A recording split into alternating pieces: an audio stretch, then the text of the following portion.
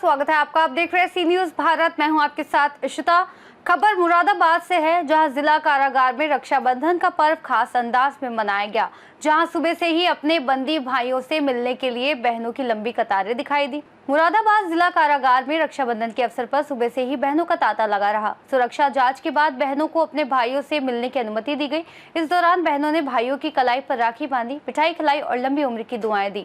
कई बहनें भावुक भी हो उठी, क्योंकि साल में एक बार ही उन्हें इस खास मौके पर अपने भाइयों से मिलने का अवसर मिलता है। वरिष्ठ जेल अधीक्षक आलोक सिंह ने बताया कि जेल मैनुअल के तहत सभी मुलाकातों और मिठाइयों की सुरक्षा की जांच की गई। बहनों द्वारा लाई गई मिठाइयों को पहले चख कर जांचा गया और फिर बंदियों तक पहुंचाया गया, ताकि त्योहार की मिठास में कोई कमी न रहे।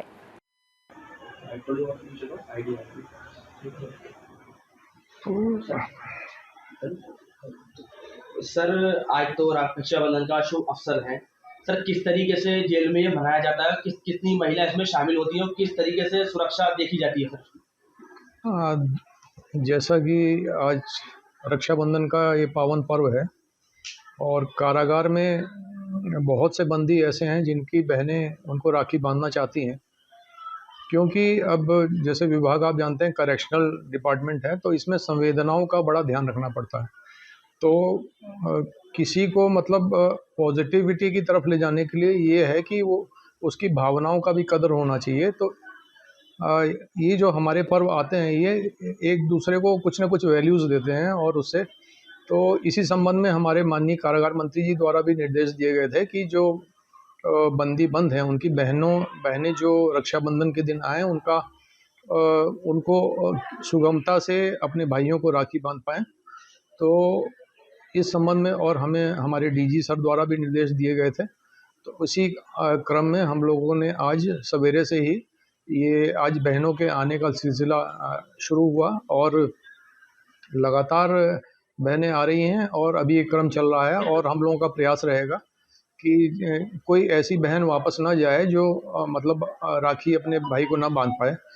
तो हम लोगों का प्रयास यही है कि हम लोगों ने इसकी तैयारी विगत एक सप्ताह से करी थी, और हमने सबको अलग अलग जगह ड्यूटी, जैसे कुछ अधिकारियों को कर्मचारियों को बाहर लगा दिया है जो बाहर के मूवमेंट पे नियंत्रण रख रहे हैं। कुछ अंदर लोग हैं। हमारा जो हॉस्पिटल विंग है उसको हमने अलर्ट मोड पे रखा है कि यदि किसी की तबीयत अचानक ख़राब हो जाए तो उसको फर्स्ट एड मिल सके।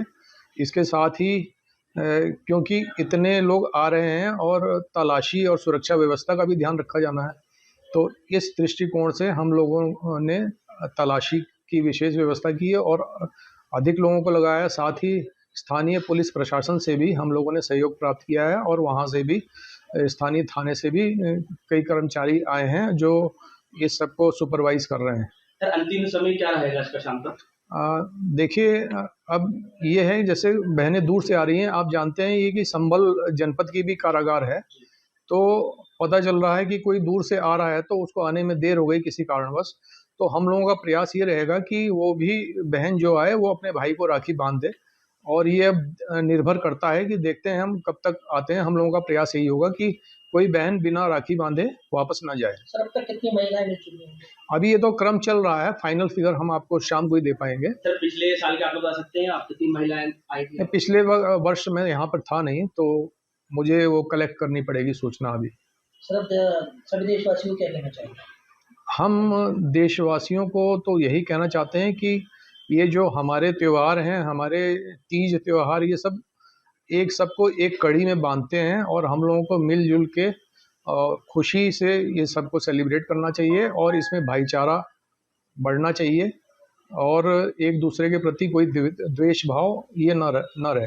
आप देख सर, कुछ मुस्लिम महिलाएं भी आई, उन्हें मिलने भी दिया जाता है। अब ऐसा है कि क्या कहते हैं, जब महिलाएं आ रही हैं और हो सकता है उनको भी अपने भाई से मिलना हो, भले ही वो राखी ना बांध रही हो, लेकिन क्योंकि ये संवेदनशील मानवीय दृष्टिकोण रखना ज़्यादा महत्वपूर्ण होता है, इसलिए किसी को रोकना और किसी को परमिट करना, बस हमको ये बस बंदिश हमने रखी है कि आज भीड़ ज़्यादा है, इसलिए पुरुषों की मुलाकात हमने रोक रखी है और महिलाओं को जो भी मिलना चाहे उसको हम परमिट कर रहे हैं।